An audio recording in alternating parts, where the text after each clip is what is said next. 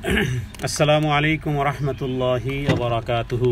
আলহামদুলিল্লাহি রাব্বিল আলামিন ওয়াল আকিবাতু লিল মুত্তাকিন নবিয়িনা মুহাম্মাদিন ওয়া আলা আলিহি ওয়া আসহাবিহি আজমাইন ওয়া মান তাবিআহুম বিইহসানিন ইলা ইয়াউমিদ্দিন, আম্মা বা'দ। শুরু হচ্ছে শব্দে শব্দে দর্সে কোরআন। আজ পর্ব 71, 71 নম্বর পর্বে আমরা সূরাতুল হাক্কাহ 69 নম্বর সূরা, 29 নম্বর পারার দ্বিতীয় সূরা, 69 নম্বর সূরা আল হাক্কার। এটি আজকের দ্বিতীয় পর্ব ইনশাআল্লাহ বিইذنিল্লাহ ওয়া মা তাওফীক ইল্লা বিল্লাহ। তাহলে শুরু হচ্ছে পর্ব নম্বর, পার্ট নম্বর 71। আউযু বিল্লাহি মিনাশ শাইতানির রাজীম। ফাআম্মা মান উতিয়া কিতাবাহু বিয়ামিনি ফায়াকুলু হাউম ইকরাউ ফায়াকুলু হাউম ইকরাউ কিতাবিয়া। সূরা হাক্কার 19 নম্বর আয়াত থেকে এর পূর্বে আল্লাহ তাআলা কিয়ামতের অবস্থা এবং পৃথিবীতে যে সমস্ত জাতিদেরকে আল্লাহ তাআলা ধ্বংস করেছিলেন, এর মধ্যে আদ ছিল, এর মধ্যে সামুদ ছিল, এর মধ্যে ফেরাউন ছিল, এর মধ্যে নূহ আলাইহিস সালাতু ওয়াস সালামের প্লাবন ছিল, সেগুলো উল্লেখ করেছেন এবং এরপরে সরাসরি হাসরের মাঠের অবস্থা 19 নম্বর আয়াত থেকে আল্লাহ তাআলা বর্ণনা করেছেন যে কিয়ামতের দিন কোন ব্যক্তিকে যাদেরকে ডান হাতে আমল নামা দেওয়া হবে। ফাআম্মা অতঃপর মান যেই ব্যক্তিকে উতিয়া দেয়া হবে, প্রদান করা হবে কিতাবাহু, তার মানে কিতাব। কিতাব বলতে আমল নামা, কিতাব বলতে আপনার আমার জীবনের পুঙ্খানুপুঙ্খভাবে সূক্ষ্ম থেকে সূক্ষ্ম, ক্ষুদ্র থেকে ক্ষুদ্র, বৃহত্তম থেকে বৃহত্তম, এ টু জেড যাবতীয় যা কিছু আমাদের কর্মের মাধ্যমে সম্পাদন করেছি, হাত এবং পা বা পঞ্চ ইন্দ্রিয় দিয়ে, আবার কিছু চোখের মাধ্যমে, কিছু অন্তঃকরণের মাধ্যমে, আবার কোনো জিনিস যেগুলো আমরা চিন্তা ভাবনা গবেষণা থিঙ্কিং করেছি সেগুলো লিপিবদ্ধ হবে এবং বান্দা যখন সেই কিতাব হাতে পাবে তখন বলবে যে এটা কেমন এক কিতাব। মালি হাদাল কিতাব, সূরা বনী ইসরাঈলের 15 নম্বর পারা 19 নম্বর পৃষ্ঠাতে আল্লাহ তাআলা এটার আবার ডিটেলস এভাবে বলেছেন যে যখন সেই কিতাব পাবে বলবে মালি হাদাল কিতাব, হায় হায় এটা কে এমন এক কিতাব, এটা কেমন ধরনের কিতাব। লা ইউগাদিরু সাগীরাতান ওয়ালা কাবীরাতান ইল্লা আহসাহা, এর মধ্যে তো কোনো কিছুই বাদ দেওয়া হয়নি। সাগীরাতান কাবীরাতান, ছোট ক্ষুদ্র থেকে ক্ষুদ্র, বৃহত্তম থেকে বৃহত্তম, কিছুই তো বাদ গেল না এখানে। ওয়াজাদু মা আমিলু হাদিরা, এর মধ্যে তো সব লিপিবদ্ধ আছে। তো এখানে আল্লাহ তাআলা আসহাবুল ইয়ামিন, যারা ডানপন্থী, যাদের সমস্ত কার্যক্রম ডানপন্থী, যারা ডানপন্থী আর বামপন্থী। ডানপন্থী তারা সদা সর্বদা সবকিছু ডান দিক থেকে শুরু করে এবং আল্লাহ তাআলার নামে শুরু করে, বিসমিল্লাহ দিয়ে শুরু করে, ডান দিক থেকে শুরু করে। হ্যাঁ, সেটি জুতো পরিধান করা হোক, সেটি জামা কাপড় পরিধান করা হোক, সেটা গোসল হোক, সেটা রাস্তায় চলা হোক, হ্যাঁ, সেটি খাবার খাওয়া হোক, সেটি যাবতীয় যা কিছু কার্যক্রম আছে সেগুলো সব শুরু করে ডান দিক থেকে, তার মানে ডানপন্থী এরা, এবং আল্লাহ তাআলার নামে শুরু করে। কিয়ামতের দিন তাদের আমল নামা, যাদেরকে কিয়ামতের দিন ডান হাতে আমল নামা দেওয়া হবে। রাসূলুল্লাহ সাল্লাল্লাহু আলাইহি ওয়াসাল্লাম তিনি ডান হাত দিয়ে, ডান হাত ভালো কাজে ব্যবহার করা উচিত, ময়লা আবর্জনা দুর্গন্ধ ইত্যাদি অথবা ওয়াশরুমে ইত্যাদির ক্ষেত্রে বাম হাত ব্যবহার করা উচিত। তাহলে ডান হাত এবং বাম হাত।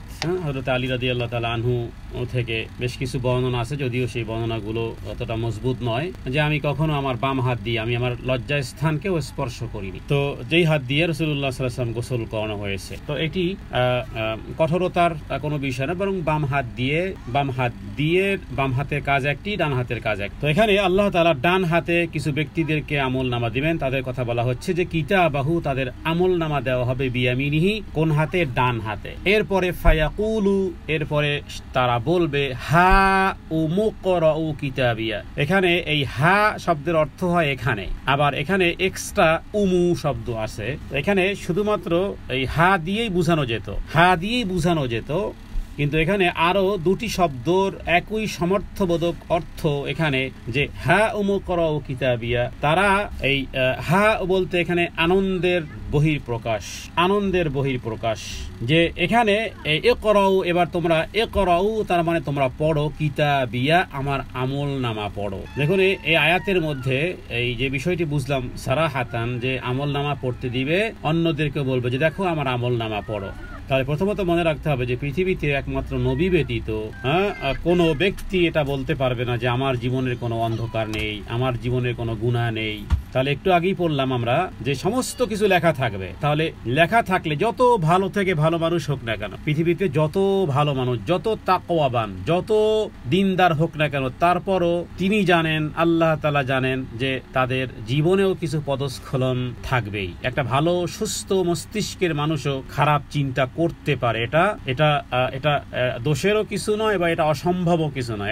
একজন ভালো মানুষ যে সবসময় ভালো ভালো চিন্তা করবে তা নয়, হতে পারে সে কোনো দুষ্ট চিন্তাও তার মনের মধ্যে আসতে পারে। তো তাহলে একজন মানুষের আমল ভালো, কিন্তু তার কোনো আমল যে নিশ্চয়ই স্বাভাবিকভাবে কুল্লু বনি আদম খাত্তা, নবীজি বলেছেন সমস্ত বনি আদম ভুল ভ্রান্তকারী, এর মধ্যে তওবাকারী হলো উত্তম। তো এখান থেকে বুঝাতে চাই যে এই একজন ব্যক্তি আর একজন ব্যক্তি কখন আমল নামা দিবে, কারণ জানা আছে যতই ভালো ব্যক্তি হোক না কেন যে আমার জীবনে কিছু এরকমের কিছু অধ্যায় আছে যেগুলো দেখানোর মতো নয়। নবীদের জীবনে যদি কিছু থাকতে পারে, মুহাম্মদ সাল্লাল্লাহু আলাইহি সাল্লাম ব্যতীত হাসরের ময়দানে সহিহ বুখারীর সবচেয়ে বড় দীর্ঘ হাদিস যেটাকে বলা হয় যে নূহ আলাইহিস সালামের কাছে যাবে, ইব্রাহিম আলাইহিস সালামের কাছে যাবে, মুসা আলাইহিস সালামের কাছে যাবে, ঈসা আলাইহিস সালাম, তারা কি করবেন? তারা প্রত্যেকে একটা ওজর পেশ করবে।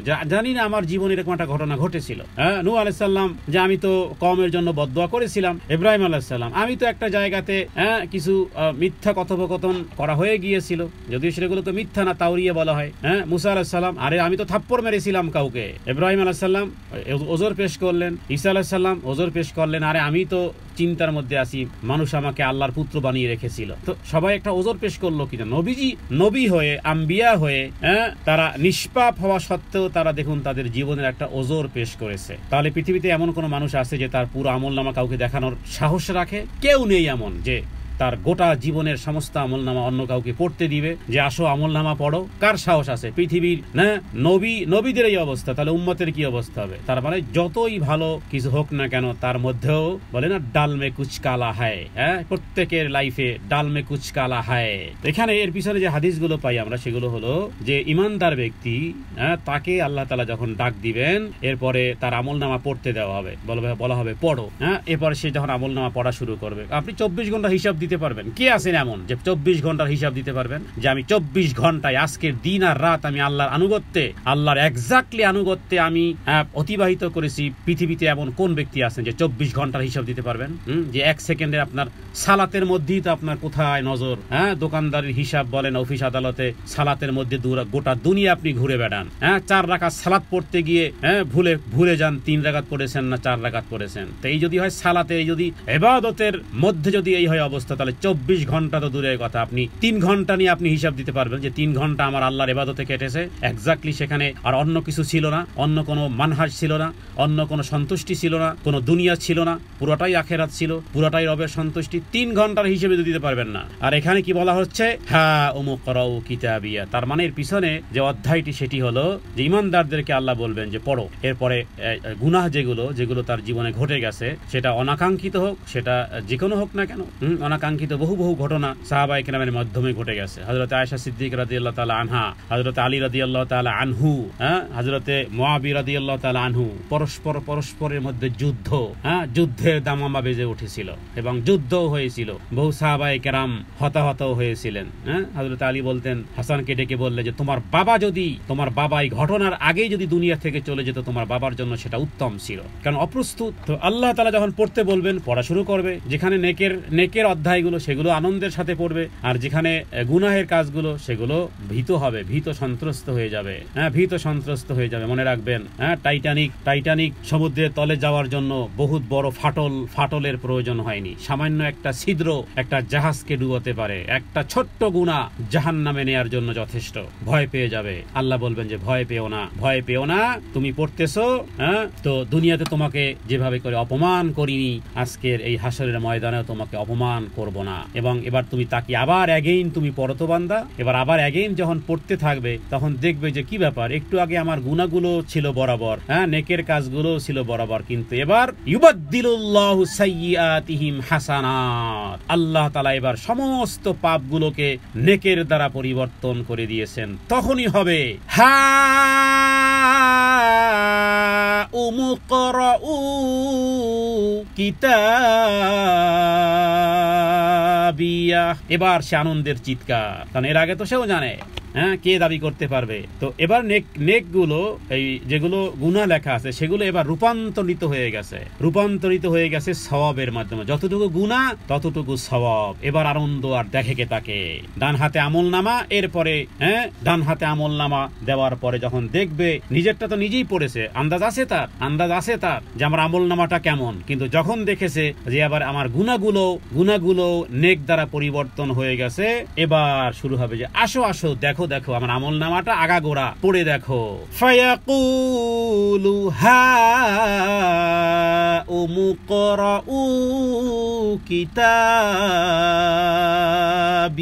রব্বে কারীমের কাছে প্রার্থনা করি, হে রব্বে কারীম, আমাদের জীবনের যে সমস্ত ভুল ভ্রান্তি হয়ে গেছে সেগুলোকে নেকের দ্বারা হে রব্বে কারীম পরিবর্তন করে দাও। এজন্য নবীজি বলেছেন যে যদি কখনো কোনো ভুল হয়ে যায়, গুনাহ হয়ে যায়, অন্যায় হয়ে যায়, সাথে সাথে কি করো, সাথে তুমি একটা ভালো কাজ করে নাও। অন্যায় হয়ে গেছে, মুহূর্তের মধ্যে আছাড় খাওয়ার মতন, সাথে ভালো কিছু কাজ করে নাও।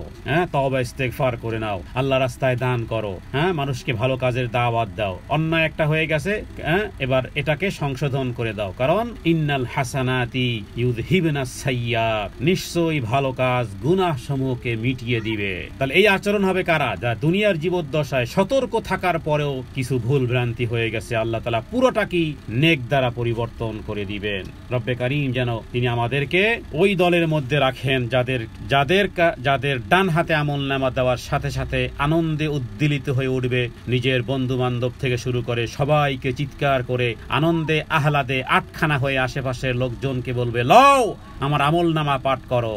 আনন্দ চিত্তে আপনজনের কাছে ফিরে যাবে, অত্যাধিক খুশি হয়ে বলবে, নাও পড়ো, আমি তো আমলনামা পেয়ে গেছি। কারণ সে জেনে যাবে যে এতে কেবল পুণ্য সমূহই আছে, পাপ যেগুলো আছে আল্লাহ সেগুলো ক্ষমা তো করেছেন, সেগুলোকে পুণ্যে পরিবর্তন করে দিয়েছেন। এরপরে তার ভাষ্য, তার ইন্টারভিউ দেখুন কি, ইন্নী যানানতু আন্নী মুলাকিন হিসাবিয়া, ইন্নী নিশ্চয় আমি, যানানতু আমি সদা সর্বদা আমার হৃদয়ে জাগ্রত রাখতাম, আমি জানতাম, আন্নি নিশ্চয়ই আমি, এখানে ইয়াই নিসবত, মুলাকিন, মোলাকাত বাংলাতে আমরা বলি মোলাকাত, আল্লিকা ইয়াউমুল লিকা, মোলাকাতের দিন, তার মানে সাক্ষাতের একটা দিন আছে। হিসাবিয়া, আমার একদিন আল্লাহর সামনে উপস্থিত হতে হবে, হাসরের ময়দানে দণ্ডায়মান হতে হবে, এটা আমার দৃঢ় বিশ্বাস ছিল। আমি জানতাম যে কিয়ামতের দিন আমাকে একদিন হিসাবের সম্মুখীন হতে হবে। কিয়ামতের দিন দৃঢ় বিশ্বাস করত যে আমাকে একদিন হিসাবের সম্মুখীন হতে হবে। এক্ষেত্রে দুই শ্রেণী আছে। এক শ্রেণী আছে যে এটাকে তারা বিশ্বাস করে, কিন্তু তার কার্যক্রমে মনে হয় না যে সে রবের সামনে তার হিসাব দিতে হবে। তা না হলে বিভিন্নভাবে অন্যায় করে টাকা পয়সা অর্জন করে কবরে শুয়ে থাকবে, শাস্তি ভোগ করবে সে, আর আনন্দ করবে অন্যে। এই জন্য নবীজি বলেছে, মানুষ বলে মালি মালি মালি, আমার মাল আমার মাল আমার মাল। আরে আমার মাল বলতো তাই যা তুমি খেয়ে ফেলেছো, হজম করে ফেলেছো, আর যা তুমি দান করেছো, আর যেগুলো জমা করেছো এগুলো কখনোই তোমার মাল নয়। যেই নারীর হাতে স্বর্ণের বালা, আজকের যদি 1 ঘন্টা পরে সেই নারী যদি চিৎকার করে মারা যায়, তার যদি রুহ কবজ হয়, তো তাহলে তার সাথে এই স্বর্ণ তার সাথে যাবে না, তার অট্টালিকা, তার গাড়ি, তার বাড়ি, তাহলে মালগুলো কারে? অন্যত্র ট্রান্সফার হয়ে গেল, অন্য মালিক হয়ে গেল। তাহলে মালই বলতে ওই মাল যেই মাল খরচা করা হয়েছে আল্লাহর রাস্তায়, এবং যেগুলোকে হজম করে ফেলেছে, এর ব্যতীত আর অন্য কোনো মাল নেই। তাহলে দৃঢ় বিশ্বাস করার মধ্যে 2 ক্যাটাগরি। আল্লাহ যেন আমাদেরকে প্রথম ক্যাটাগরি, প্রতিটি মুহূর্তে, প্রতিটি কাজের মুহূর্তে যেন এটা মনে প্রাণে যেন জাগ্রত থাকে যে আমাকে প্রতিটি কদম বা কদম, প্রতিটি শ্বাস আর প্রশ্বাস, প্রতিটি পদক্ষেপের জন্য আমার রবের কাছে আমার হিসেবের সম্মুখীন হতে হবে। এই দৃঢ় বিশ্বাস পোষণ করে পুনরুত্থান দিবস এবং প্রতিদানের দিবসের কথা যেন হৃদয়ের মণিকোঠায় যেন প্রতিটি সেকেন্ডে যেন ভাসমান থাকে। রব্বে কারীমের কাছে সেই প্রার্থনা। এরপরে এবার আল্লাহর পক্ষ থেকে আসতেছে তাদের জন্য প্রতিফল আর প্রতিদান। ফাহুয়া ফি আইশাতির রাদিয়া। ফাহুয়া এরপরে সে, ফি মানে থাকবে, আইশা আইশা আইয়াসী জীবন, আনন্দময় জীবন, সন্তোষময় জীবন, সুখী জীবন, মনোপুত জীবন। রাদিয়া নিজেও খুশি, রব খুশি, রাদিয়াতান সন্তোষজনক, মনোপুত জীবনে, সন্তোষজনক জীবনে এক সন্তোষজনক জীবন লাভ করবে যার শুরু আছে শেষ নেই। কারণ স্থায়ী নিয়ামত প্রত্যক্ষ করার কারণে আনন্দময় জীবনে অবস্থান করবে। ফি জান্নাতিন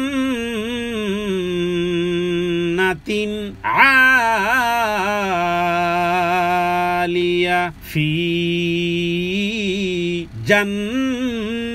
জান্নাতিন আলিয়া।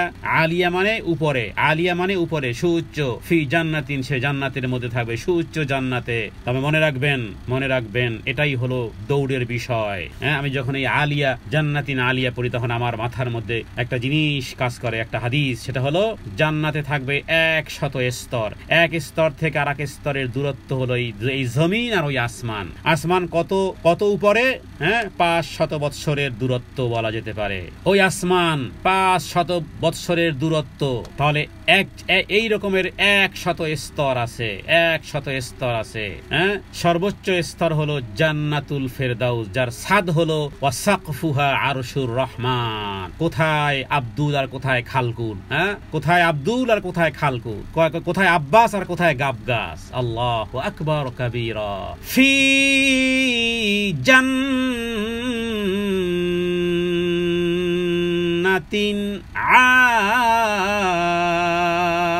আলিয়া। এই আলিয়া 100 স্তর আছে।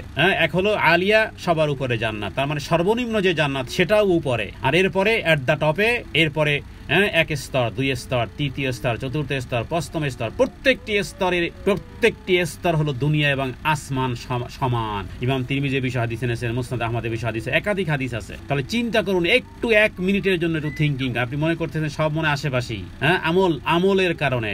এবং হাদিস থেকে জানা যায় উপরওয়ালা জান্নাতে যারা থাকবে তারা যেই কোনো সময় অত্যন্ত আনন্দের সাথে নিম্নের জান্নাতের বন্ধু বান্ধবদের সাথে দেখা করতে আসবে। বাট আমল কমতির কারণে নিচুওয়ালা জান্নাতি উপরের জান্নাতে আরোহণ করতে পারবে না।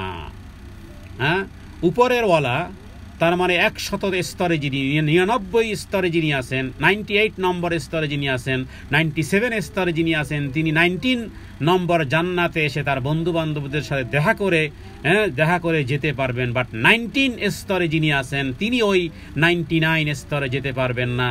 কেন? যেহেতু আমল আর উপরে উঠতে দিচ্ছে না।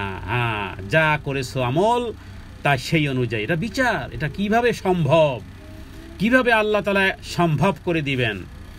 আফানা জালুল মুসলিমিনা কাল মুজরিমিন মা লাকুম কাইফা তাহকুমুন। কেমন তোমাদের উল্টাপাল্টা বিচার?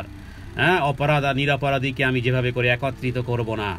তো এখানে আপনার আমল ছোট, আপনি আসেন প্রথম স্তরে আছেন, আরেকটু আমল বেশি, দ্বিতীয় স্তরে আছেন, আরেকটু আমল বেশি, তৃতীয় স্তরে আছেন। এভাবে করে জান্নাতের স্তর 100 স্তর। রব্বে কারীমের কাছে প্রার্থনা করি, হে রব্বুল আলামিন, জান্নাতুল ফেরদাউস সর্বোত্তম সর্বোচ্চ স্তরটি আমরা জানি শুধুমাত্র রাসূলুল্লাহ সাল্লাল্লাহু আলাইহি সাল্লামের। এজন্য কেউ মারা গেলে কথা বলবেন না যে আল্লাহ তাকে জান্নাতুল ফেরদাউসের সর্বোচ্চ স্তর দান করুক। এটা ভুল, এ দোয়া করা ভুল। কি দোয়া করবেন? সঠিক কোনটি? সঠিক হলো বলুন যে হে আল্লাহ, আপনি আমার বাবা মাকে বা অমুক ব্যক্তিকে জান্নাতুল ফেরদাউস দান করুন, এতটুকুর মধ্যে রাখুন। বাট এই কথা বলবেন না যে জান্নাতুল ফেরদাউসের সর্বোচ্চ স্তরে পৌঁছে দাও। না, এটি রাসূলুল্লাহ সাল্লাল্লাহু আলাইহি সাল্লামের জন্য খাস, স্পেসিফিকভাবে নবীজির জন্য খাস। ওটাই হলো আতি মুহাম্মাদানিল ওয়াসিলাতা ওয়াল ফাদিলা। আজানের প্রতি উত্তরে আমরা কি বলি? যে মুহাম্মদ সাল্লাল্লাহু আলাইহি সাল্লামকে দান করেন ওয়াল ওসিলা। ওসিলা হলো জান্নাতের সর্বোচ্চ মাকাম। ভুলে ভালে আবেগে কাউকে জান্নাতের উচ্চ মাকামে পাঠানোর দোয়া করা যাবে না। জান্নাতুল ফেরদাউসের দোয়া করা যাবে, এতটুকু বলতে পারেন যে হে আল্লাহ, আপনি জান্নাতুল ফেরদাউস আমাকে দান করেন, আমার বাবা মাকে দান করেন। কিন্তু জান্নাতুল ফেরদাউসের সর্বোচ্চ মাকাম শুধুমাত্র মুহাম্মাদুর রাসূলুল্লাহ সাল্লাল্লাহু আলাইহি ওয়াসাল্লাম। এই হলো জান্নাতিন আলিয়া, উচ্চতর মর্যাদার জান্নাতে। তাহলে বুখারী এবং মুসলিমের হাদিস অনুযায়ী আমরা কি জানলাম? যে এক জান্নাত থেকে আর এক জান্নাতের মধ্যকারের ব্যবধান হলো আসমান এবং জমিনের দূরত্বের সমান। কুতুফুহা দানিয়া। কুতুফুহা সেই জান্নাতে যে ফলরাশি থাকবে, দানিয়াতুন নিকটবর্তী থাকবে, নিচু নিচু ডালে, লাফ দিয়ে পারতে হবে না, মই লাগবে না, ক্রেন লাগবে না, যেন ঝুঁকে ঝুঁকে থাকবে ফলরাশি, অবনমিত থাকবে, নাগালের মধ্যে থাকবে, একেবারে নিকটে। কেউ যদি শুয়ে শুয়ে ফল খেতে চায়, কেউ যদি বিছানায় শুয়ে শুয়ে যদি ফল নিতে চায়, তাহলেও সেটি নিতে পারবে। বা ফলমূল ভক্ষণকারীদের হাতের নাগালের মধ্যে থাকবে। কুলু আশরাবু হানি বিমা আসলাফতুম ফিল আইয়ামিল খালিয়া।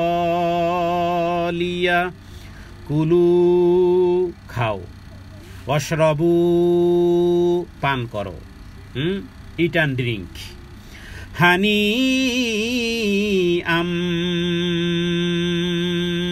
অত্যন্ত আনন্দের সাথে, বিমা আসলাফতুম ফিল আইয়ামিল খালিয়া। খাওয়ার পান করো, মজা করো, আনন্দ করো, তৃপ্তির সাথে পান করো। কেন? কি আছে এর পিছনে? বিমা বদলে, তার মানে কিছু করেছো। আসলাফতুম যেই সময়গুলো দুনিয়াতে ছিলে, ফিল আইয়ামিল খালিয়া ওই দিনগুলো যেইগুলো দুনিয়ার জীবদ্দশায় পরিপূর্ণ তৃপ্তির সঙ্গে খাওয়ার পান করো, কারণ বিগত দিনে তোমরা যে সমস্ত ন্যাকামলগুলো করেছিলে। এখানে ফিল আইয়ামিল খালিয়া, খালিয়া মানে এমন যেই ন্যাকামল করেছিলে, সৎ কাজ করেছিলে, সৎ কাজের ফলস্বরূপ এখানে তৃপ্তি সহকারে খাও এবং পান করো। তার মানে বোঝা যায় যে আপনাকে আমাকে কিছু ন্যাকামল করতে হবে, ন্যাকামল করতে হবে। ন্যাকামল ছাড়া আল্লাহ তাআলার রহমত প্রাপ্তি হবে না। আল্লাহ তাআলার রহমত প্রাপ্তি হওয়ার জন্য ন্যাকামল করতে হবে। রবের কাছে দোয়া পৌঁছানোর জন্য ন্যাকামল করতে হবে। কখনো কোনো জিনিসের উসিলা বানাতে হলে ন্যাকামলের উসিলা বানাতে হবে। ন্যাকামলের উসিলা করলে আপনি তাদের জন্য, যারা মৃত্যু হয়ে গেছে তাদের জন্য দোয়া করতে পারবেন। তো ন্যাকামলকে উসিলা বানানো যায়। তো আল্লাহ তাআলা যদি ন্যাকামল করা হয় আর এরপর যদি ভুল ভ্রান্তি হয়, তাহলে আমরা হাদিস থেকে জানলাম যে তাবারাকা ওয়া তাআলা কিয়ামতের দিন আমাদেরকে অপদস্থ করবেন না, এবং আল্লাহ বলবেন দুনিয়াতে আমি তোমাদেরকে অপদস্থ করিনি, সুতরাং এখানেও তোমাদেরকে আর অপদস্থ করব না। কিয়ামতের দিন আল্লাহ তাআলা স্বীয় বান্দাকে নিজের কাছে ডেকে নেবেন। হযরত ওমর রাদিয়াল্লাহু তাআলা আনহু থেকে এই হাদিসটি রাসূলুল্লাহ সাল্লাল্লাহু আলাইহি ওয়াসাল্লাম তিনি উল্লেখ করেছেন। কারণ কি? কারণ তার মধ্যে সব সময় একটা জিনিস কাজ করত, সেটি ছিল এটা যে আল্লাযীনা ইয়াযুন্নুনা আন্নাহুম মুলাকু রাব্বিহিম, যারা বিশ্বাস করত নিশ্চয়ই তার প্রতিপালকের সাথে সাক্ষাৎ হবেই হবে। কিন্তু বেঈমানেরা, কাফেরেরা, মুশরিকরা, মুনাফিকরা বা আমলে দুর্বলকারীরা তারাও জানে কিয়ামত দিবস নামে আছে, কিন্তু তাদের এই কথোপকথন কার্যক্রমের সাথে মিলে না। মুখে স্বীকার করে কিন্তু বহির্প্রকাশ কর্ম দ্বারা সম্পাদন যদি করে না, এরা হলো মিথ্যুক। এই মিথ্যুকরা, এরা মিথ্যাবাদী। হয়তো মুখে বলবে স্বীকার করে, কিন্তু কার্যক্রমে পরিণত করে না। এজন্য ইকরার বিল লিসান, তাসদীক বিল জিনান, আমল বিল আরকান, এই তিন জিনিসের সমন্বয় হতে হয়। তিন জিনিসের সমন্বয় না হলে, এই তিন জিনিসের সমন্বয় ছিল সাহাবায়ে কেরাম। মুখের কথা অন্তর থেকে গ্রহণ করেন এবং কাজের মাধ্যমে প্রমাণ করা। অনেকে আছে যে ভালো খেয়ালাত রাখে কিন্তু কার্যক্রমে তাকে পাওয়া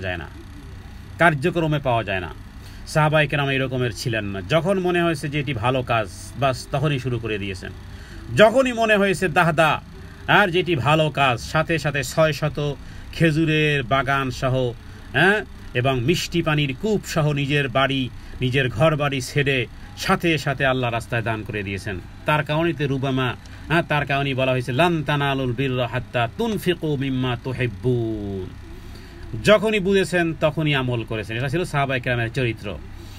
আর মুনাফিকদের চরিত্র ছিল যে তারা মুখে স্বীকার করত এবং কার্যক্রমেও পরিণত করত। দেখুন মিসিংটা কোথায়? 3 জিনিসের সমন্বয় যদি না হয়, একটা মিসিং আছে তাহলে আপনি 2 কাতারে যে কোনো এক কাতারে পড়বেন, মানে উভয়টাই জাহান্নামী কাতার। তাহলে নিজে মুখে স্বীকার করা, কর্মে সম্পাদন করা, কিন্তু অন্তরে বিশ্বাসের জায়গাটায় কনসেপ্ট ঠিক নেই, তাহলে তারা হলো মুনাফিক। ইন্নাল মুনাফিকিনা ফিদ দারকিল আসফালি মিনান নার। আর একদিকে আবু তালেব সে কি ছিল? সে ছিল মনে প্রাণে বিশ্বাস করত যে আমার ভাতিজা সাধারণ কোনো মানুষ নয়। কর্মেও সম্পাদন ছিল, কারণ সোহাইবে আবি তালেব বা সিরাত গ্রন্থ যারা পড়েছেন তারা দেখেছেন যে আবু তালেব কি পরিমাণ সাথে ছিল, কিন্তু মুখে স্বীকার করলো না। মুখে স্বীকার করলো না। 2 জিনিস, এদিকে ঠিকঠাক আর এদিকে মুখে স্বীকার নেই। আবু তালেব জাহান্নামী। আব্দুল্লাহ ইবনে উবাই ইবনে সালুল জাহান্নামী। আব্দুল্লাহ ইবনে উবাই ইবনে সালুল নবীজির পিছনে সালাত আদায় করত, মুখেও স্বীকার করত, কিন্তু অন্তরটা ঠিক ছিল না, যার কারণে আব্দুল্লাহ ইবনে উবাই ইবনে সালুল জাহান্নামী। নবীকে বলা হয়েছে যদি 70 বারও তার জন্য ক্ষমা প্রার্থনা করেন লাই ইয়াগফিরাল্লাহু লাহুম, আল্লাহ ক্ষমা করবেন না। এই জন্য 3 জিনিসের সমন্বয় করেন, মরার আগে 3 জিনিসের সমন্বয় করেন। আল্লাযীনা ইয়াযুন্নুন, যারা মনে প্রাণে বিশ্বাস করত যে নিশ্চয়ই রবের সাথে আমাদের সাক্ষাৎ হবে, তাহলে 3 জিনিসের সমন্বয়ের মাধ্যমেই আমরা আল্লাহ তাআলার সন্তুষ্টির জান্নাতে যেতে পারবো, যেই জান্নাতের গাছের ফল এত অবনমিত থাকবে, জান্নাতীরা ছাপর খাটে শুয়ে শুয়েই সেই ফল খেতে পারবে। রব্বে কারীম যেন আমাদেরকে সেই ফল সেইভাবে সেই নিয়ামত লাভ করার তৌফিক দান করেন। তবে আরেকটি হাদিস সালমান ফার্সি থেকে বর্ণনা করা হয়েছে যে কোনো ব্যক্তি জান্নাতে প্রবেশ করতে পারবে না যতক্ষণ পর্যন্ত তাকে একটা টিকিট না দেওয়া হয়। একটা লিখিত সমন, যেটাকে বলা যায় জান্নাতের চাবি বলা যেতে পারে। সেটি হলো আল্লাহ তাআলার পক্ষ থেকে একটা লিখিত সমন আসবে, যে সেটি হলো লেখা থাকবে অমুকের পুত্র অমুকের নামে পত্র, মানে প্রত্যেক ব্যক্তির বাবার নাম সহ আসবে। মেয়েদেরকে তার বাবার নাম সহ আসবে, ছেলেরা তাদের বাবার নাম সহ আসবে। প্রত্যেক ব্যক্তির বাবার নাম, ওই ব্যক্তির নাম আর তার বাবার নাম সহ আসবে, এবং লেখা থাকবে বিসমিল্লাহির রহমানির রহিম। তার মানে এটা আল্লাহ তাআলার পক্ষ থেকে অমুকের ছেলে বা মেয়ে অমুকের নামে। তো এরপরে এবং লেখা থাকবে যে তোমরা হে ফেরেশতারা সুমহান জান্নাতে আমার এই বান্দা বা বান্দিকে প্রবিষ্ট করো, যার ফলরাশি অবনমিত থাকবে। ইমাম তেবরানি তিনি এই হাদিসটি এনেছেন। তো অতএব সমস্ত কাজে বিসমিল্লাহ বলা শুরু করেন, সমস্ত কাজে বিসমিল্লাহ। তবে হারাম কাজে যেন বিসমিল্লাহ না হয়। এবং হারাম কাজ করে এই যে দেখলাম পত্রপত্রিকাতে, সোশ্যাল মিডিয়াতে, যে এই জাতীয় পয়সা সব আল্লাহ রাস্তায় দান করেছে। আল্লাহ তাআলা তাইয়্যিব লা ইয়াকবালুহু ইল্লা তাইয়্যিব। তোমার সুদের পয়সা, ঘুষের পয়সা, চোরাচামারির পয়সা ইত্যাদি বিভিন্ন পয়সা আল্লাহ গ্রহণ করবেন না। এবং কারণ আল্লাহ পবিত্র জিনিসই গ্রহণ করেন।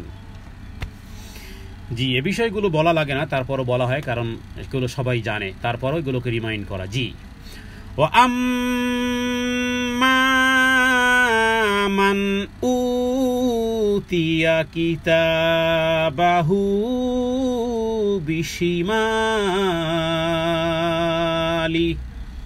এবার জাহান্নামীর পরিচয়। এবার যাদেরকে বাম হাতে আমলনামা দেওয়া হবে তাদের কথা আসতেছে। ফায়াকুল ইয়াকুলু ইয়া লাইতানি ইয়া লাইতানি ইয়া লাইতানি, হায় আফসোস। ইয়া লাইতানি মানে হায় আফসোস। ইয়া লাইতানি, যে আফসোসের শুরু আছে শেষ নাই, যে আনন্দের শুরু ছিল শেষ হবে না, আর এই আফসোসের শুরু আছে কোনোদিন আফসোস আর শেষ হবে না। হায় দুনিয়ার জীবন। ইয়া লাইতানি লাম উতা কিতাবিয়া, দুঃখে ভরা প্রতিটি শব্দ, কান্নায় ভরা প্রতিটি শব্দ।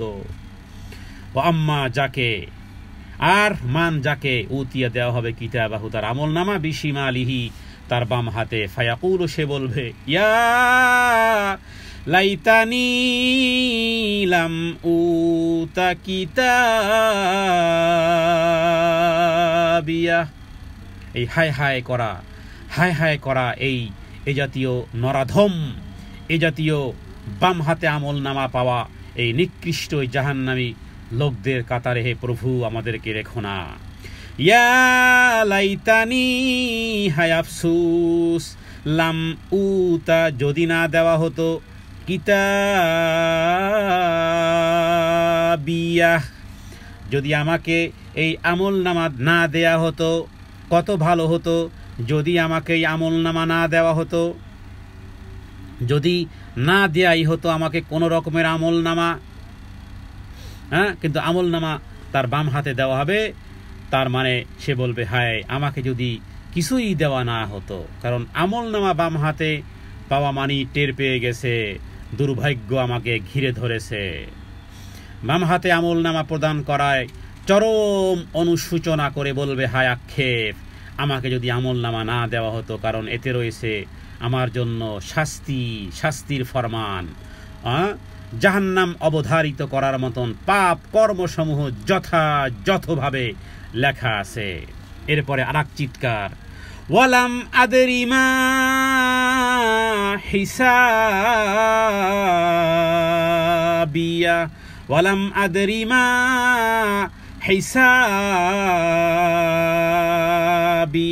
ওয়ালাম আদরি, আমি যদি জানতাম, বা আমি ওয়ালাম যদি না জানতাম, মা হিসাবিয়া, আমার হিসাব সম্পর্কে, আমার হিসাব কি, যদি আমি এটা নাই যদি জানতাম, মানে আমি জানতেই যদি না পারতাম আমার হিসাব কি, অর্থাৎ আমাকে যদি না জানানো হতো, আমাকে যদি কোনো নাই জানানো হতো, কারণ সমস্ত হিসাব এবার তার প্রতিকূলে আছে, তার অনুকূলে নেই।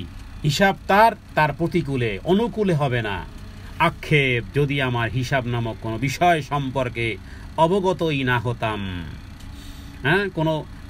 কোনো ওস্তাদ ছাত্রকে ভালোবাসে, যাকে ভালোবাসে তাকে দিল 100 টাকা, আর যাকে ভালোবাসে না তাকে দিল 1000 টাকা। এবার এই যে ছাত্র ভালোবাসে, তার মানে এই রাগান্বিত যে আমাকে কেন এত কম দেওয়া হলো। বলা হলো যাও 100 টাকা দিয়ে বাজারে খেয়ে আসো। 1000 টাকা যে পেয়েছে সে বলতে, দেখছো, ওখানে আমার প্রায়োরিটি, এখানেও আমার প্রায়োরিটি। আর তুই ভালো হয়ে লাভ কি, তুই আনুগত্য করে লাভ কি, তুই তো ভাগেই কম পেলি। এরকমের ঝগড়া দুনিয়াতে আছে। মুমিন ব্যক্তি, নেককার ব্যক্তি দুঃখ মোটে ছাড়ে না, কষ্ট মোটে ছাড়ে না, একের পর এক বিপদ আপদ আসতেই থাকে। আর অন্যদিকে আল্লাহর অবাধ্য ব্যক্তিদের টাকা পয়সার ধন দৌলতের অভাব নেই, আসতেছে তো আসতেছে, খরচা করতেছে তো করতেছে। এক রাত্রের তার আনন্দ হারাম কাজে হতে পারে এই গরিব ব্যক্তি 1 বৎসরের তার ঘরের পরিবারের খরচাপাতি তো দিচ্ছে। তো কি লাভ, তুই মুসলমান হয়ে বা কি লাভ? বা কখনো কখনো শয়তান আমাদেরকে এই ধোকা দেয় যে তুমি যে এত দোয়া দুরুদ পড়ো, এত আমল করো, লাভ কি? দেখো তো বিপদ আপদ তোমার ছাড়েই না। আর অমুক ব্যক্তি দেখো কি পরিমাণ টাকা পয়সা পেয়েছে। আমাদের দেশে আমরা যারা মিডল ইস্টে থাকি, আমরা দেশে গেলে মানুষ বলে আমাদেরকে যে এত বছর বিদেশ থাও কি করো, একটা ঘর করতে পারো না? অমুক ব্যক্তি গেল মাত্র 2-4 বছর, দেখো তো কি বিশাল বিল্ডিং বানিয়ে ফেলেছে। তো কি উত্তর? কি উত্তর? তো এখন যাকে আল্লাহ তাআলা যা দিয়েছেন, কারণ কিয়ামতের দিন কবর থেকে উঠবে 5টি প্রশ্ন প্রত্যেক ব্যক্তি করা হবে। কোথা থেকে ইনকাম করেছে, কোথায় খরচা করেছে, এবার হিসাব দাও। এবার 100 টাকা যাকে দেওয়া হয়েছিল, যেই ছাত্রকে যাকে বেশি ভালোবাসে ওস্তাদ, সে তো 100 টাকা আর কি পাবে, বাস তার হিসাব সরাসরি দিয়ে ফেললো। বলো আগুনের গরম পাতিলের উপর দাঁড়াবে, এরপরে হিসাব দিবে, যা দাঁড়াও, যে 100 টাকা দিয়েছে সে তো এক শব্দ বলি নেমে গেছে, কারণ 100 টাকা কি পাওয়া যায়। এবার দেখা গেল যে 1000 টাকা যাকে দেওয়া হয়েছে সে তো কত কিছু খেয়েছে বাজারে গিয়ে, এবার পুরোটার হিসাব দাও, তো কাকে ভালোবাসা হলো। তো এই ব্যক্তি এরকমের কথা বলবে। এরপরে বলবে দ্বিতীয় আফসুস, ইয়া লাইতাহা কানাতিল কাদিয়া। দেখুন, ইয়া লাইতাহার মধ্যে দুঃখ আর ভারাক্রান্ত। ইয়া লাইতাহা, হায় আফসুস, কানাতিল কাদিয়া, যদি আজকের মৃত্যুই আমার চূড়ান্ত ফয়সালা হতো, মৃত্যুই যদি আমার শেষ অবস্থা হতো। কাদিয়া মানে কি? কাদিয়া মানে যে সমাধান করা আর কি। কাদা ইয়াকদি মানে সমাধান করা। যদি আমার এটাই যদি সমাধান হয়ে যেত, মানে মৃত্যুটাই যদি চূড়ান্ত হয়ে যেত, মৃত্যুই যদি আমার শেষ হতো, মৃত্যুতেই যদি আমার সব কিছু শেষ হয়ে যেত, যদি মৃত্যুটাই আমার শেষ ফয়সালা হতো এবং পুনরায় আমাকে জীবিত না করা হতো, তাহলে এই মন্দ দিন আর আমাকে দেখতে হতো না। এরপরে আবার আফসুস, মা আগনা আন্নি মালিয়া, মা আগনা আন্নি মালিয়া। দেখুন, ধন সম্পদ আল্লাহ তাআলা কাউকে এমন ধন সম্পদ দিয়ে এমন বিজি রেখেছেন, ওদেরকে যদি জিজ্ঞেস করেন যে ভাই একটু দাওয়াতি কাজ করেন, একটু দিন ধর্মের 2 মিনিটের বয়স শোনেন, তো এরা বলবে যে আমার এত সময় নেই। কেউ তো এরকমের একটু বলে যে মরার সময়ও নাকি তাদের নেই, এত সুপার বিজি, ওর মরারও সময় নেই। কিন্তু মরণ যখন আসবে, মরণ থেকে যতই পালাও, মরণ তোমায় লইবে ঘিরি, যদিও সুদূর আকাশ পথে লাগাও সেথায় লাগিয়ে সিঁড়ি। আইনামা কুনতুম ফি বুরুজিম মুশাইয়াদা। তো এরা ধন সম্পদ এত পেয়েছে যে এদের এত সুপার বিজি এরা, কারণ আল্লাহ তাআলার অভিশাপ, এই সম্পদ তোমার অভিশাপ, এই সম্পদ দিয়ে 5 পয়সারও কাজে লাগে না। পৃথিবীতে বহু ব্যক্তিবর্গ আছে মিলিনিয়ার, 5 পয়সাও তার সেই পয়সা না লাগে ধর্মের কাজে, না লাগে কোনো ভালো কাজে, কোটি টাকা তার পড়ে আছে, নিজেই জানে না কত টাকা, কিন্তু দিন ধর্মের কোনো কাজে তার টাকা লাগে না। ও নিজেও খেয়ে যেতে পারে না, ফ্রিজে খাবার আছে খেতে পারে না, ডাক্তার নিষেধ করে দিয়েছে। তো বিশাল সম্পদের অট্টালিকা, ওকে আল্লাহ ব্যস্ত রেখেছেন, এগুলো নিয়ে থাক। যখন রাসূলুল্লাহ সাল্লাল্লাহু আলাইহি সাল্লাম মক্কা বিজয় হলো, এরপরে হুনাইনের যুদ্ধ যখন হলো, এরপরে প্রচুর গনিমত নবীজি লাভ করেছিলেন। নূতন যারা নবমুসলিম হয়েছে, এরা সবার আগে ইয়া রাসূলুল্লাহ আমাকে দেন। এমনকি আবু সুফিয়ান বলল, ইয়া রাসূলুল্লাহ আমার তো অনেকগুলো সন্তান ছেলে মেয়ে, সবার জন্য দেন। নবীজি দিলেন, 24,000 স্বর্ণের মুদ্রা দিয়েছিলেন। 24,000 কি মনে করেন একটা মুদ্রা যেগুলো স্বর্ণের হয়, তার মানে 24,000 স্বর্ণের টুকরা তাকে দিয়েছিলেন। এত বেশি হয়ে গেছে, উঠাচ্ছে আর নিচে পড়ে যাচ্ছে, তার মানে থলিতে ধরে না। আবু সুফিয়ান বলল, আপনি আমাকে একজন লোক দেন যে যাতে করে আমাকে এগুলো পৌঁছে দিতে পারে বাড়ি। নবীজি বললেন, না, তোমারটা তোমাকেই নিতে হবে, তোমারটা তুমিই উঠাতে হবে। উঠাচ্ছিল, নবীজি দেখে হাসতেছিলেন। একেবারে বলা যায় যে জনমের মতন দিয়েছিলেন। তারা মাল পেয়ে সুখী খুশি। ওদিকে মদিনার আনসার, তারা মানুষ যেহেতু তারা দেখতেছিল যে নবীজি এই জাতীয় মাত্র গতকালকের মুসলমান বা একটু আগে মুসলমান হয়েছে, এদেরকে নবীজি এত পরিমাণে দিচ্ছেন, আর আমরা নবীজির সাথে মানুষ যেহেতু মানবীয় দুর্বলতায় তাদের মধ্যেই চিন্তা ভাবনা আসলো, তারা মনে করলো যে নবীজি তো সব মক্কার এই লোকদেরকে দিয়ে দিল। কেউ হয়তো মনে শয়তানে ওয়াসওয়াসা দিয়েছিল যে নবীর পিতৃবংশের লোকদেরকে দিয়ে দিল, মক্কাবাসীদেরকে সব দিয়ে দিল, মদিনাবাসী আমরা কিছুই পেলাম না। অথবা এই যে আবু সুফিয়ান মক্কা বিজয়ের সময় বলতে গেলে বা আরো কিছু পরে সে মুসলমান হয়েছে। তো গতকালকে মুসলমান, আজকের 24,000 স্বর্ণ মুদ্রা। এটা তো প্রশ্ন আসতেই পারে, প্রশ্ন আসতেই পারে ইমানের দুর্বলতার কারণে। তবে আল্লাহ তাআলা যাদেরকে ইমানের মহান দৌলত দিয়েছেন, তারা কোনো রকমের কোনো আওয়াজ তারা করেননি। কিন্তু নবীজির কাছে কর্ণকুপুরে পৌঁছে গেছে খবর যে আনসারদের কেউ কেউ মন খারাপ করে বসে আছে। এরপর নবীজি ডাকলেন আনসারদেরকে। নবীজি যেই ভাষণ দিয়েছিলেন, কাঁদতে কাঁদতে সাহাবায়ে কেরামের হেসকি উঠে গিয়েছিল, বলেছিল সবাই বাড়ি ফিরেছে। একটা কথায় সাহাবীদের হৃদয়টা গলে গিয়েছিল। বলেছিল, মোহাম্মদ দেখো, আমি তো কোনো কিছু সম্পদ নেইনি। নবীজি তো একটা স্বর্ণের মুদ্রাও নেননি, একটা রৌপ্যের মুদ্রাও নেননি, জিরোও নেননি। নবীজি বলেছেন সবাই বাড়ি ফিরবে, স্বর্ণ মুদ্রা, টাকা পয়সা, ধন দৌলত, গরু ছাগল, উট, কারণ 40,000-এর মতন প্রায় পেয়েছিলেন, ছাগল বা উট দুম্বা পেয়েছিলেন, বা এরও বেশি। তো সেগুলো একেবারে ডিস্ট্রিবিউশন করে দিয়েছেন, কিচ্ছু রাখেননি। নবীজি একটা কথা বললেন যে হে আনসার সাহাবারা, হে আনসার সাহাবীরা, সবাই এই যুদ্ধের ময়দান থেকে বাড়ি ফিরবে, কারো হাতে দুম্বা, কারো হাতে ছাগল, কারো হাতে উট, কারো হাতে স্বর্ণের মুদ্রা ইত্যাদি। সবাই ফিরবে দুনিয়া নিয়ে, আর তোমরা ফিরবে বাড়িতে মুহাম্মাদুর রাসূলুল্লাহ সাল্লাল্লাহু আলাইহি সাল্লামকে নিয়ে। এতে কি তোমরা খুশি নয় হে সাহাবীরা? সাহাবায়ে কিরাম চিৎকার করে উঠলেন যে ইয়া রাসূলুল্লাহ, আমরা খুশি আছি, আমরা খুশি আছি। সবাই দুনিয়া নিয়ে ফিরেছে, আর আমরা নবী মুহাম্মদ সাল্লাল্লাহু আলাইহি সাল্লামকে নিয়ে ফিরেছি। এবার নবীজি তখন আনসারদেরকে বলেছিলেন যে আমি তোমাদের মধ্যেই থাকতে চাই, আমি তোমাদের মধ্যেই মারা যেতে চাই। এ হলো ভালোবাসার বহির প্রকাশ। এই জন্য কোনো ব্যক্তিকে যদি দ্বীনের জ্ঞান আল্লাহ তাআলা দেন, নবীজি বলেছেন, এবং তার জামাই জিন নূরাইন, যার কাছে 2টি মেয়ে বিবাহ দিয়েছিলেন, ওসমান বিন আফফান রাদিয়াল্লাহু তাআলা আনহু বলেছেন, আল্লাহ তাআলার ভালোবাসার বহির প্রকাশ কি লটারিতে জিতে যাওয়া? 10 টাকায় 30 লক্ষ টাকার মালিক হয়ে যাওয়া, এটা কি আল্লাহর ভালোবাসা? কেউ কেউ মনে করে যে এবার লেগেছে, আল্লাহ আমার দিকে মুখ তুলে তাকিয়েছে, নিজে নিজে হ্যাপি হয়, ওহুম ফারিহুন। আরে না, হাদিস থেকে নাও, রব তোমার প্রতি সন্তুষ্ট কিনা যদি জানতে চাও, তাহলে হাদিস বলতেছে মাই ইউরিদিল্লাহু বিহি খায়রান ইউফাক্কিহু ফিদ্দীন। যাকে আল্লাহ তাআলা ভালোবাসতে চান তাকে দ্বীনের জ্ঞান দান করেন, দ্বীনের জ্ঞান দান করেন। দ্বীনের জ্ঞান যে ব্যক্তি পেয়েছে, আল্লাহর ভালোবাসা সে পেয়েছে, শুধু দুনিয়ার টাকা পয়সা ধন দৌলত পেয়েছে, এটা হতে পারে তার জন্য বিপদ। মা আগনা আন্নি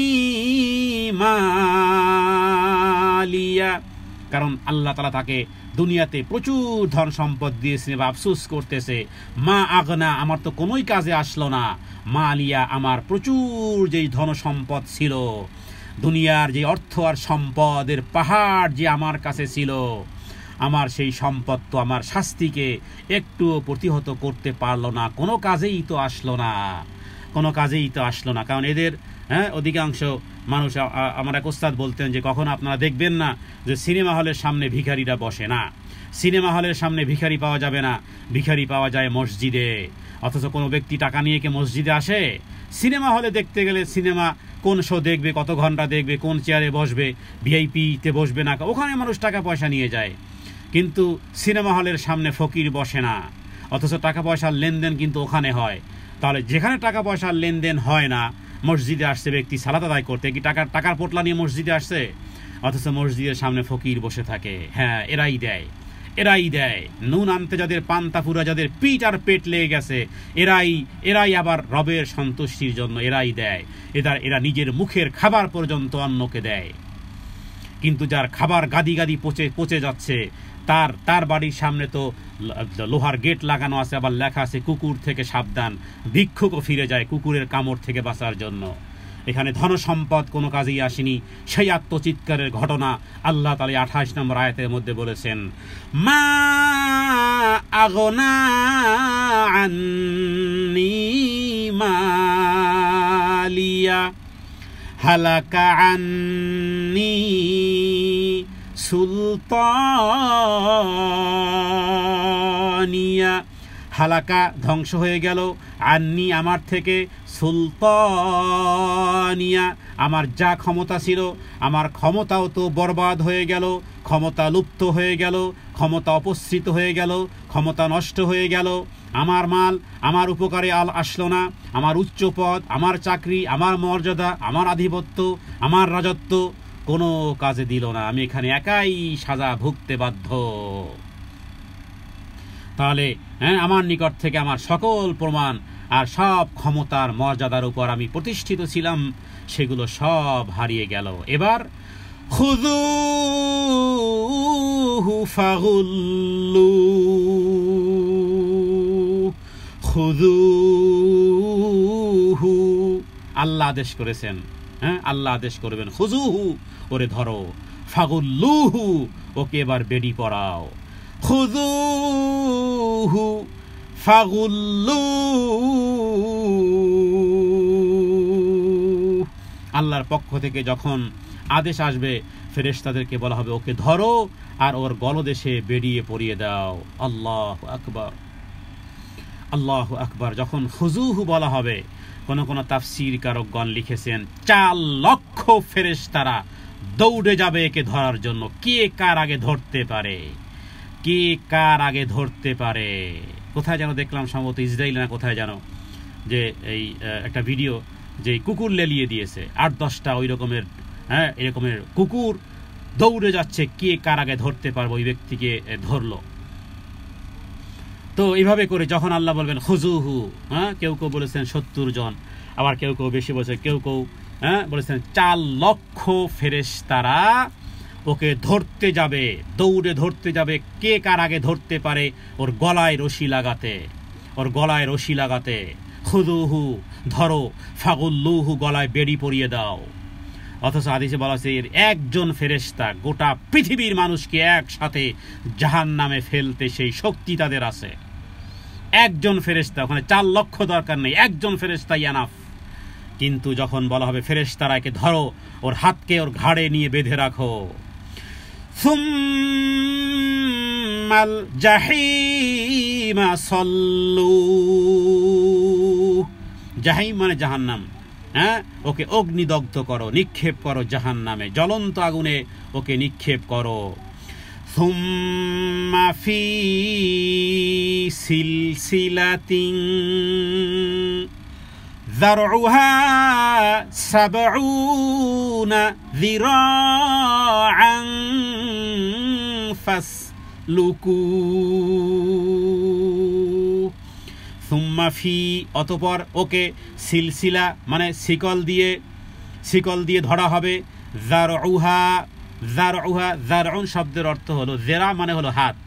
আমরা যেমন আমাদের হাতের কনাই থেকে নিয়ে এই যে এই আঙ্গুল পর্যন্ত, এটাকে আরবিতে বলা হয় জেরা। যেমন সালাতের মধ্যে বাম জেরার উপরে ডান জেরা রাখতে হয়, বাম হাতের উপরে ডান হাত রাখতে হয়। এখানে যারউহা মানে, যারউহা মানে যে তার দীর্ঘতা। এখানে কার হাত বা এই দীর্ঘতা বলতে কোন বিষয়, এই বিষয়ে তাফসীরকারগণ কেউ কেউ লিখেছেন যে এটা ওই ফেরেশতাদের হাত। হ্যাঁ মানে 70 মনে হয় কি আপনার আমার হাতে 70 হাত না, এটা 70 যিরাআন হাত। ফাসলুকুহু তাকে ধরো, তার মানে তাকে বাঁধো এমন শেকলে যার দৈর্ঘ্য হবে 70 হাত। এবার কি আপনার হাতে 70 হাত না। আমরা ইতিপূর্বে গতকালকেরই বলেছিলাম যে হ্যাঁ যে কোনো ফেরেশতা আছে যে এক চোখ থেকে আর এক চোখের দূরত্ব 100 বছরের রাস্তা। এবার তার হাতটা কত বড় লম্বা। হ্যাঁ কোনো ফেরেশতার কান থেকে কাঁধ পর্যন্ত কত বছরের রাস্তা, 700 বছরের রাস্তা। এবার তার হাতটা কত বড় লম্বা। যদি সেই রকমের হাতের শিকল হয়, হ্যাঁ এখানে উল্লেখ করা হয়নি। যারউহা তার দীর্ঘতা 70 যিরাআন মানে হাত। ফাসলুকুহু সেগুলো দিয়ে তাকে বাঁধা হবে। 70 গজ লম্বা শিকলে গলায় বেড়ি পরিয়ে দেওয়া হবে, 70 গজ দীর্ঘ শিকলে গ্রথিত করে দাও। এবং সেই শিকল সম্পর্কে নবীজি বলেছেন যে যদি সেই শিকলের একটি শিকল, শিকল কিভাবে হয় মানে আংটা টাইপের, একটি আংটা যদি আসমান থেকে দুনিয়াতে পাঠানো হয়, তাহলে সেই আংটাগুলো এত ভারী যে ওকে যেই শিকল দিয়ে বাঁধা হবে সেই শিকলের একটা আংটা বা একটা গ্রন্থি এত ভারী, আসমান থেকে যদি সেই একটা আংটাকে দুনিয়াতে ফেলে দেওয়া হয়, এত ভারী হওয়ার কারণে রাতের আগেই জমিনে এসে পড়বে। যদিও আসমান এবং জমিনের মাঝের দূরত্ব 500 বছরের পথ। এবার আপনি কিভাবে এটাকে ক্যালকুলেট করবেন যে 500 বছরের রাস্তাকে 12 ঘন্টায় যদি আসে সেই ওয়েটওয়ালা, সেই ভারীওয়ালা জিনিস, তাহলে সেই ভারীটা কত বড় ভারী। কি পরিমাণ ভারী! তো আলোর গতিকে ফেল, হাজার আলো গতির যেই সংখ্যা আসে, লক্ষ কোটি আলোর গতির সংখ্যাকে ফেল করে দিবে এই ভারী এত জিনিস। এত দ্রুত 500 বছরের রাস্তা এসেছে, এই ভারী জিনিস ভারী হওয়ার কারণে এক রাতের মধ্যেই এসেছে। আর সেটা যদি শিকলের মাথার অংশ হয়, অর্থাৎ বড় এবং ভারী হয়, তারপরে যদি তা জাহান্নামে ফেলা হয়, তবে সেটা তার নিম্নভাগে পৌঁছতে সময় লাগবে 40 বৎসর। পৃথিবীতে এমন কোনো ক্যালকুলেটর আবিষ্কার হয়নি যে জাহান্নামের এই জাতীয় হিসাবগুলো কোনো ক্যালকুলেটরে নিয়ে আসবে। হ্যাঁ, যারা ম্যাথ সম্পর্কে খুব ভালো পারে, এদের কম্পিউটারও ফেল। আপনি কি হিসাব করবেন? আপনি একটা আংটাকে যদি আসমান থেকে 500 বছরের দূরত্বের রাস্তাকে অতিক্রম করতে যদি 12 আওয়ার্স মাত্র লাগে, এবার সেই আংটা সহ এবং কি পরিমাণ সেটা আল্লাহ ভালো জানেন। কত লম্বা আল্লাহ ভালো জানেন। কি ফেরেশতাদের হাতের লম্বা নাকি কার হাতের লম্বা সেটা আল্লাহ ভালো জানেন। নবীজি এতটুকু বলেছেন যে সেই শিকলের মাথার অংশ, সেটা যদি শিকলের মাথার অংশ হয়, তাহলে এত ভারী যদি সেটা জাহান্নামে ফেলা হয়, তাহলে জাহান্নাম এবার কত নিচে আল্লাহু আকবার! কি ক্যালকুলেট করবেন? হ্যাঁ, 500 বছরের রাস্তা যদি 12 ঘন্টায় আসে, এবার কত কিলোমিটার গেলে 40 বৎসর সময় লাগে সেখানে বন্ধু জাহান্নাম। এবার সেখানে তাকে ফেলা হবে, কারণ নবীজি বলেছেন সেই শিকলের মাথার অংশ জাহান্নামে ফেলা হলে তার নিম্নভাগে পৌঁছতে লাগবে সময় 40 বৎসর। ইমাম তিরমিজি হাদিস এনেছেন 2588, মুসনাদ আহমদের মধ্যে 2/197। তাহলে জিরান এটাও জানা গেল না যে কত বড় হবে, তার বিবরণ দেওয়া সম্ভবপর নয়। তবে সেটি 70 হাত পরিমাণ হবে। সেটা কার 70 সেটা আল্লাহই ভালো জানেন। এই হলো তার শাস্তি। এবার ইন্নাহু কানা লা ইউমিনু বিল্লাহিল আযীম। বড় অপরাধ, অনেক অপরাধ আছে, এর মধ্যে বড় অপরাধ হলো এই ব্যক্তির কি, যে ইন্নাহু নিশ্চয়ই সে কানা ছিল, লা ইউমিনু বিশ্বাসী ছিল না, বিল্লাহিল আযীম মহান আল্লাহ সুবহানাহু ওয়া তাআলার বিধানের উপরে সে বিশ্বাসী ছিল না। আদা বিশ্বাস সব মুসলমান আমরা আদা বিশ্বাস। কোরআনকে একটু মানি যতটুকু সুযোগ সুবিধায় মিলে, যতটুকু মিলে না অতটুকু মানি না। ধর্ম মানি যতটুকু আমার সাথে শোভা পায়, যতটুকু শোভা পায় না নিজের জ্ঞান বিবেক বুদ্ধির আলোকে, সেগুলোকে মানি না। বিবাহের সময় ওই হুজুরকে দিয়ে একটু কবুলের একটু প্রোগ্রামটু শুধু মিলাই আমরা, কিন্তু বাকি আর এর আগে আর পরের ফ্রি মিক্সিং নামে আর গায়ে হলুদের নামে হিন্দুয়ানি সংস্কৃতি আর বৌদ্ধ আর খ্রিস্টানদের গোটা সংস্কৃতিকে পচা গন্ধ যা আছে সব মিলিয়ে আমি আমার প্রোগ্রামগুলোকে সাজাই। আল্লাহ তাআলা কখনো সেটি গ্রহণ করবেন না, মনে রাখবেন।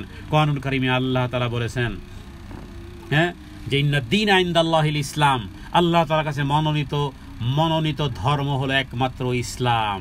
মনোনীত ধর্ম একমাত্র ইসলাম।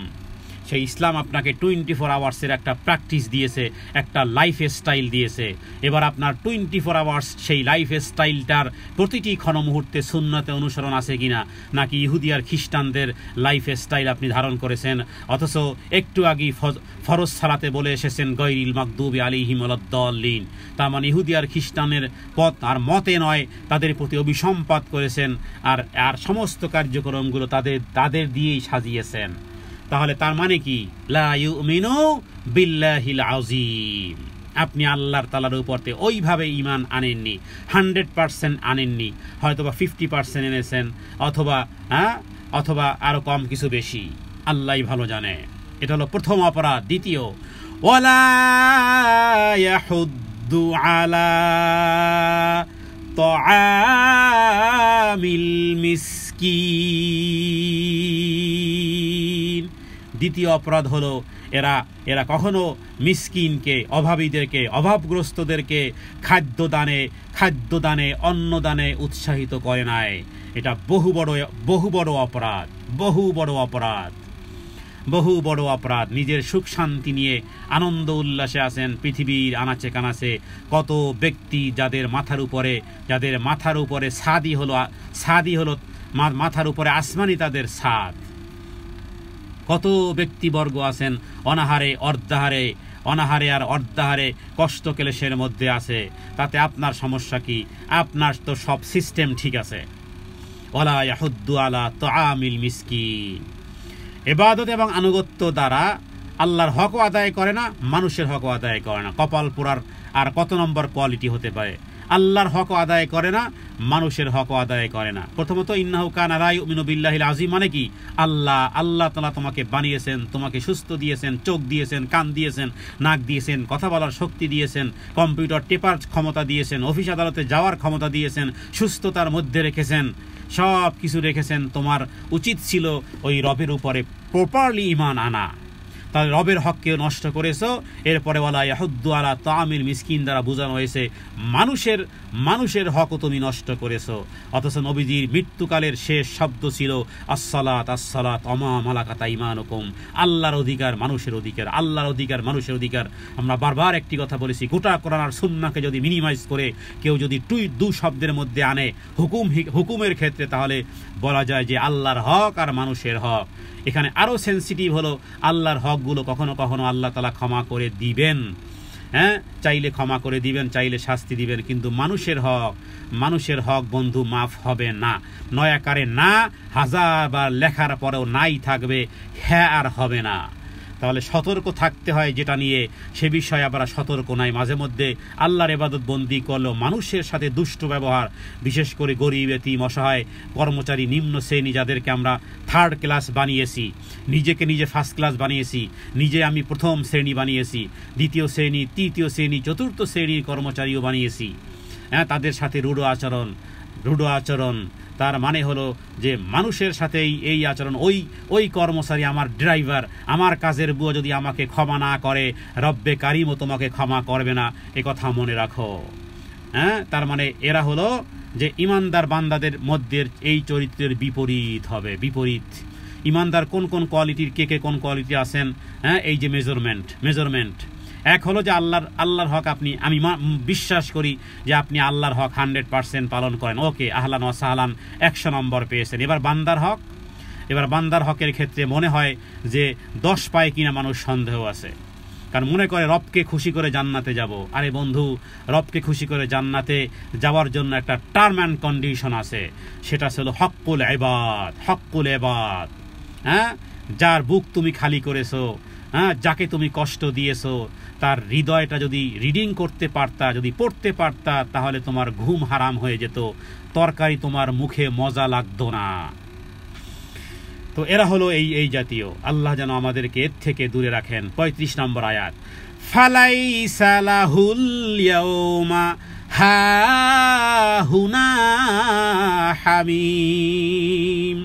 বড় নিঃস্ব হয়ে গেল আজকের এই ব্যক্তি। ফালাইসা, কেউ নেই, লাহুর জন্য, ইয়াউম, আজকের এই কিয়ামতের দিনে, হা হোনা, এখন যেখানে তুমি আসো, হামিম, কোনো অন্তরঙ্গ বন্ধু নেই। এবার সব দুশমন হয়ে আছে, কারণ হ্যাঁ, এই জাতীয় লোকদের দুনিয়াতে বন্ধুর অভাব হয় না। টাকা পয়সা যার আছে, এমনিতেও 10-15 জন এমনিও মানুষ তার পিছনে চলে। ক্ষমতা, হ্যাঁ, টাকা পয়সা, কোথাও গেলে মানুষ, হাজার মানুষ, হ্যাঁ, রাস্তায় দাঁড়িয়ে থাকে ফুলের মালা নিয়ে, কিন্তু আজকের কোনো বন্ধু নেই, অন্তরঙ্গ বন্ধু কেউ নেই। কিয়ামত দিবসে শাস্তি প্রতিহত করার মতন কোনো বন্ধু না আছে, বান্ধব না, তোমার আত্মীয় আছে। ওয়ালা তাআমুন ইল্লা মিন গিসলিন। হায়, ওয়ালা তাআমুন, কোনো খাবার আজকের নেই, ইল্লা ব্যতীত, মিন গিসলিনের শব্দের অর্থ কেউ করেছেন এর মানে পুজ, এর মানে রক্ত, এর মানে জাহান্নামীদের মলমূত্র। আহা, এগুলোকে খাওয়ার জিনিস, কিন্তু আল্লাহ খাওয়াবেন, গরম করে ফুটিয়ে খাওয়াবেন। আবার জাহান্নামীদের মলমূত্র, জাহান্নামীদের রক্ত, জাহান্নামীদের ঘাম, জাহান্নামীদের মলমূত্র, পুজ, ক্ষত, আগুনে পোড়ার যে পুজ বের হবে, সেই পুজ, গরম পুজ, সেগুলো খাওয়ানো হবে। বলতে গেলে জাহান্নামীদের প্রসাব পায়খানা খাওয়ানো হবে। কোরআনুল কারীম এই আয়াত প্রমাণ করে, বানানো কোনো কিচ্ছা কাহিনী নয়। সূরা আল হাক্কার 36 নম্বর আয়াত। ওয়ালা তাআমুন ইল্লা মিন গিসলিন। কেউ কেউ গিসলিন বলেছেন যে জাহান্নামে আগুনের মধ্যে কিছু গাছ হয়, সেগুলো আরো ভয়ঙ্কর, সেগুলো আরো ভয়ঙ্কর। কেউ কেউ বলেছেন জাক্কুম আর গিসলিন একই কথা। সূরা ওয়াকিয়ার মধ্যে আছে যে বিপাসিত উটের মতন পান করতে যাবে, কিন্তু পান করতে আর পারবে না। হ্যাঁ, সেখানে বলা হয়েছিল আকিলু মিন শাজারিন মিন জাক্কুম, যেই গাছ আগুনে জন্মগ্রহণ করে, যেই গাছ আগুনে জন্মগ্রহণ করে। আর এখানে গিসলিনের অর্থ অধিকাংশ উলামায়ে কেরামগণ বলেছেন জাহান্নামীদের ক্ষত নিঃসৃত পুজ, তাদের নির্গত দুর্গন্ধযুক্ত রক্ত আর পুজ, সেগুলো পান করানো হবে। আযানাল্লাহু মিনহু, হে রব্বে কারীম, হে রব্বে কারীম, ওর থেকে পানাহ চাই। এবার আল্লাহ তাআলা এটাও বলে দিয়েছেন ওগুলো কারা খাবে, ওরা কারা খাবে? লা ইয়াকুলুহু ইল্লাল খাতিউন, ওগুলো সবাই খাবে না। হ্যাঁ, ওগুলো সবাই খাবে না, ওগুলো যারা অপরাধী পাপিষ্ঠ ওরা ব্যতীত আর কেউ খাবে না। ওদের জন্যই এই আপ্যায়ন হবে, ওদের জন্যই এই আপ্যায়ন হবে। আল্লাহু আকবার কাবীরা আলহামদুলিল্লাহি কাসীরা ওয়া সুবহানাল্লাহি বুকরাতান ওয়া আসীলা। হে রব্বে কারীম, জাহান্নামীদের নিকৃষ্ট এবং খাদ্য। হ্যাঁ, তাদের কোনো বন্ধু নেই, বান্ধব নেই, আত্মীয় নেই, স্বজন নেই, পাড়া প্রতিবেশী কেউ নাই। কেউ দুঃখ, দেখুন দুনিয়াতে কেউ দুঃখিত হলে কেউ যদি এসে মাথায় হাত বুলায়, কেউ যদি দুঃখে একটু সান্ত্বনা দেয়, মনে হয় যে না সান্ত্বনা লাগতেছে, মনে হয় যে সান্ত্বনা লাগতেছে। হ্যাঁ, আমরা দুঃখিত হলে আমরা কখনো কখনো নিরাশ হয়ে যাই, কখনো কখনো মানবীয় দুর্বলতার কারণে কখনো ভেবাসেকা খেয়ে যাই। কেউ যদি বলে, হ্যাঁ, মাথার কাছে হাত বুলায়, হ্যাঁ, কেউ যদি দুঃখে আপনাকে কেউ সান্ত্বনা দেয়, মনে তৃপ্তি আসে। কিন্তু এমন এক পরিস্থিতি কেউ পৃথিবীতে ওই সময়কালে কাউকেই আর পেল না, না আত্মীয়, না বন্ধু, না বান্ধব, না সুপারিশকারী, কেউ আল্লাহর আযাব থেকে রক্ষা করতে পারল না। আর অন্যদিকে ক্ষত নিঃসৃত প্রস্রাব আর পায়খানা, এগুলো ব্যতীত আর কোনো খাদ্য নেই। হযরত কাতাদা রাদিয়াল্লাহু তাআলা আনহু বলেছেন যে এই গিসলিন মানে হলো জাহান্নামীদের নিকৃষ্ট খাদ্য। হ্যাঁ, এবং রাবি এবং জাহাক, হ্যাঁ, যারা তাফসীর কারক, তারা বলেছেন জাহান্নামের বৃক্ষ, হ্যাঁ, যেটার নাম মূলত জাকুম। আর গিসলিনের অর্থ, হ্যাঁ, এটা কেউ বলেছেন যে দেহ থেকে, জাহান্নামীদের দেহ থেকে প্রবাহিত রক্ত আর পানি। হযরত আলী রাদিয়াল্লাহু তাআলা আনহু এবং ইবনে আবি তালহা রাদিয়াল্লাহু তাআলা আনহু তারা বলেছেন এই গিসলিন মানে হলো জাহান্নামীদের শরীর থেকে মলমূত্র এবং ক্ষত জায়গা থেকে যে রক্ত আর পুজ বের হবে সেগুলো। কারণ তোমরা খাতিউনদের খাবারও খাতিউন পাপী আর অপরাধী দ্বারা জাহান্নামকে বোঝানো হয়েছে। কুফর এবং শিরকের কারণে জাহান্নামে প্রবেশ করেছে, কারণ এই গুনাহই হলো এমন গুনাহ যা চিরস্থায়ী জাহান্নামে হওয়ার কারণ। রব্বে কারীমের কাছে প্রার্থনা করি, হে রব্বে কারীম, জান্নাত চাই যেখানে তোমার সন্তুষ্টি আছে, জাহান্নাম থেকে পানাহ চাই হে রব্বে কারীম পাপিষ্ঠদেরকে যেখানে তুমি প্রবেশ করিয়ে দিবে। হে রব্বে কারীম, জাহান্নাম থেকে পরিত্রাণ চাই। আমরা বলি, হে প্রভু, আল্লাহুম্মা ইন্না নাসআলুকাল জান্নাতা ওয়া নাউযু বিকা মিনান নার। সত্যি জাহান্নামকে একটা ভয় করার বিষয়, সত্যি জাহান্নামকে ভয় করার বিষয়, সত্যি জাহান্নামের শাস্তি বড় কঠোর, সত্যি জাহান্নামের শাস্তি বড় কঠিন, বড় কঠিন, বড় কঠিন। হ্যাঁ, একটি হাদিস বলে আজকে আলোচনা শেষ করব যে যখন ফেরেশতাদেরকে বলা হবে যে ধরো খুদু ফাগুল্লু, 70 কোনো বর্ণনায় বলে 70,000 ফেরেশতা পাপীর দিকে এমন বেগে ধাবিত হবে, অথচ এই একজন ফেরেশতা যদি আল্লাহ তাআলা নির্দেশ দেন, একজন তো দূরের কথা 70,000 লোককেও জাহান্নামে ধরে নিক্ষেপ করতে পারে।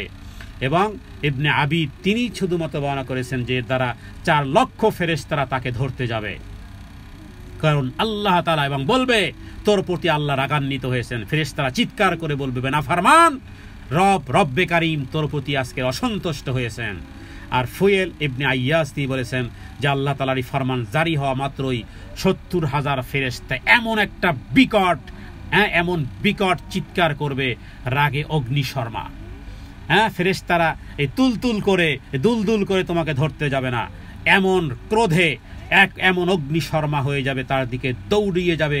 প্রত্যেকেই চাইবে কার আগে কে যেতে পারে, সবার আগে তার গলায় বড়িয়ে পেরিয়ে দেওয়ার ইচ্ছা করবে, তারপরে জাহান্নামের আগুনে নিক্ষেপ করার নির্দেশ করা হবে। হজরতে কাব বিন আহবার রাদিয়াল্লাহু তাআলা আনহু তিনি সেই সাহাবী, এবং হযরত ইবনে আব্বাস রাদিয়াল্লাহু তাআলা আনহু সেই সাহাবী, এবং হযরত ইবনে জুরাইজ রাদিয়াল্লাহু তাআলা আনহু তারা এই জাতীয় তাফসীরে তারা উল্লেখ করেছেন যে এই যেই রশি দিয়ে যেই শৃঙ্খল দিয়ে লোহার, এবং কেউ বলেছেন যে সেই জাহান্নামের যে একটা শিকল শিকল নয়, মানে একটা আংটা হলো এই দুনিয়াতে যত লোহা আছে সমস্ত লোহার সমান। আল্লাহু আকবার কাবীরা, আল্লাহু আকবার কাবীরা। শিকলের একটা আংটা কত? এই পৃথিবীতে যত লোহা আছে সমস্ত লোহা। ইবনে আব্বাস তিনি বলেছেন যে তাদেরকে আসলে বাধা হবে কিভাবে, সেই বাধার স্টাইলও তারা বিভিন্ন হাদিস থেকে উল্লেখ করেছেন। বাধার স্টাইল হলো, আব্দুল্লাহ ইবনে আব্বাস বলেছেন এই শিকল দিয়ে যে বাঁধবে শুধু গলায় নয়, বরং তাদের দেহে পরিয়ে দেওয়া হবে, পায়খানার রাস্তা দিয়ে ভরে দিয়ে মুখ দিয়ে বের করা হবে। এটা ইবনে আব্বাসের বর্ণনা। এরপরে আগুনে তাদেরকে যেভাবে কাবাব ভাজা হয় এইভাবে, এবং এটাও যে দেহের পিছন থেকে এই শিকল পরানো হবে, নাকের 2 ছিদ্র দিয়ে বের করা হবে, ফলে সে পায়ের ভরে দাঁড়াতেও পারবে না। মুসনাদ আহমদ হযরত আব্দুল্লাহ ইবনে আমর থেকে বলা হয়েছে যে যদি আকাশ থেকে সেই একটি পাথর নিক্ষেপ করা হয় যেটা পৃথিবীতে এসে পড়বে, কিন্তু জাহান্নামীদের সেই শিকল যেটি আসতে জাহান্নামে নিচে পড়তে 40 বৎসর সময় লাগবে। তার মানে কি পরিমাণ ভারী লোহার এই শিকল দিয়ে কে বাঁধা হবে। নাউযুবিল্লাহি মিন যালিক। রব্বের কাছে সকাল আর সন্ধ্যা যেন জাহান্নাম থেকে পরিত্রাণ চাইতে পারি, আর জান্নাত যেন রবের কাছে চাইতে পারি। হে রব্বে কারীম, চির সন্তুষ্টি তুমি আমাদের জন্য লিখে দাও, চির অসন্তুষ্টি থেকে তুমি আমাদেরকে দূরে রাখো। হাযা মিন্নি ওয়াল ইলমু ইনদাল্লাহ, আল্লাহু আ'লামু বিস-সাওয়াব। সাল্লাল্লাহু আলা সাইয়্যিদিনা মুহাম্মাদিন নবিয়্যিল উম্মি ওয়া আলিহি ওয়া সাল্লাম। আসসালামু আলাইকুম ওয়া রাহমাতুল্লাহি ওয়া বারাকাতুহু।